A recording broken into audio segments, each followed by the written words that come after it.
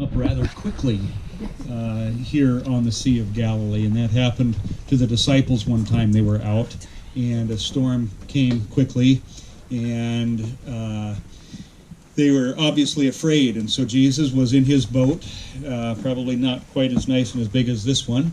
You're going to see a boat here soon that it would probably be more similar to, but he was sleeping, and the disciples had to go and wake him up, and Jesus comes and he rebukes the wind and the waves, and it stops. And what's fascinating about that, what's kind of neat, is if you can just imagine yourself being there in that situation. There's so many things that I could talk about being here. But one of them is being that storm and those waves, and when he rebuked it, it became quiet. And I just kind of imagine it like this.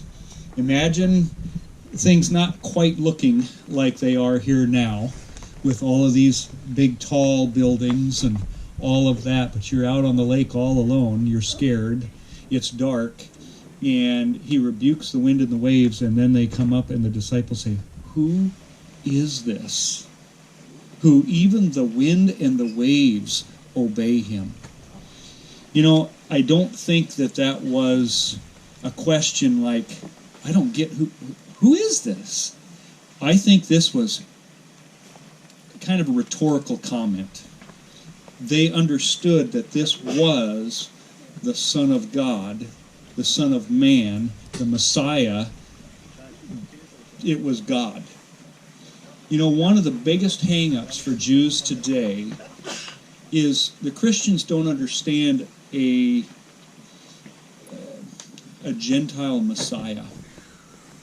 When we talk about our Messiah, our Jesus, we understand him as the Trinity, and that's a concept that is very foreign to them. They see that the Lord, their God, is one. Well, he is one. That's what we see the Trinity as. He is one, but he's three in one, and I can't wrap my mind around that fully. I don't get it either. I just know what the Scriptures say over and over and over again, that Jesus is God. And that is what Jesus was saying that moment. When he rebuked the wind and the waves, he was showing his authority over all of creation.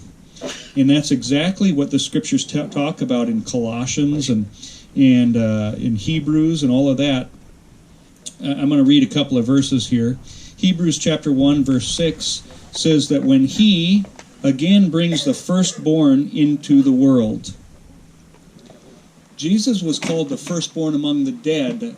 I think it's in Corinthians as well. He is the firstborn among many brethren. Here it says he brings the firstborn into the world.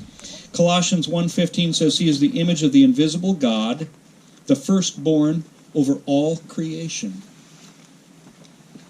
Now, when it's talking about firstborn, it doesn't mean that he didn't exist prior to that. He was there. Okay, that's not what it's saying. It's not really the understanding of the word there even, because God, Jesus, is eternal. But he goes on, for by Jesus, all things were created that are in heaven and that are on earth, visible and invisible, whether thrones or dominions or principalities or powers. All things were created through him and for him. And he is before all things, and in him all things consist. So, all things were made through him, because he is the Word of God. That's exactly what we see when we are looking in Genesis. How did God create the world? The Word. He spoke it, and it was. It's that simple. Now, I don't understand that fully, but I can tell you this: Jesus is the Word of God, and that Word became flesh and dwelt among us. And so I may not understand how, because I'm clearly not God, but I understand the concept that it was through that spoken Word that later became flesh that all of what you see came into existence. And I don't have pictures to show you, but one of the things that we do with some of our creation camps is there's something called cymatics. It's basically the study of sound and the waves that it makes. And you can visualize and see those sounds. And so oftentimes I'll take a little metal plate, and I have a speaker underneath that plate. And we'll just play tones.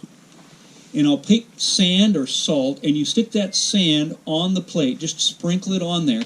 And as the sound goes, pictures appear on that plate.